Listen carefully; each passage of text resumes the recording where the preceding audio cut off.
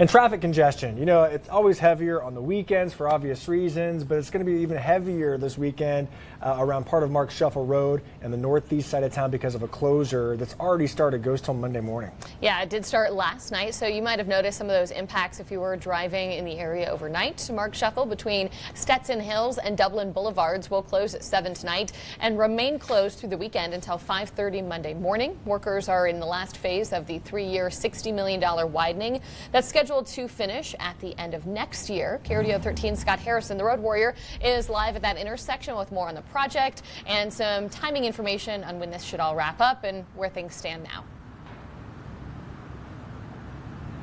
Yeah, that's right, Bryn and Josh. Good morning again, everyone. Well, now that we're getting daylight here, you can get a better look at the north end of the Marksheffel widening project here at Dublin and Marksheffel.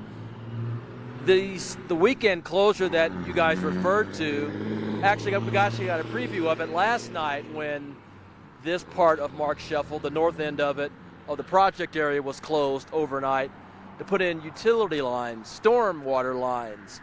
And as you can see, traffic has resumed, opened back up here. It was supposed to be over with by 5:30 this morning, but it looks like because of the weather, they might have ended it a little early. So this round, again, is so crews can install large stormwater lines deep under the pavement. All of the new concrete in this project will produce more runoff in rainy weather and create a need for better drainage. So the additional stormwater infrastructure will accomplish that. Drivers should be aware that a similar closure will be in place here next weekend too.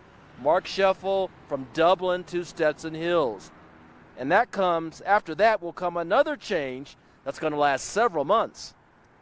You're going to see some traffic reconfiguration at the Dublin and Marksheffel intersection. So what that's going to look like, you're going to have one lane in each direction going north and south through the intersection. So it's going to work a little bit differently than it does today. And that's going to be necessary to finish utility work.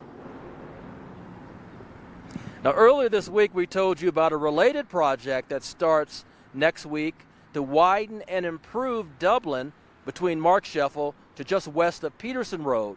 That's a $15 million project that crews don't expect to finish until the fall of next year. And of course, that's going to all tie into the Marksheffel widening as well. And that's not the only activity that's been happening here on the north end of Marksheffel. Remember where it used to end just north of here at Woodman Road?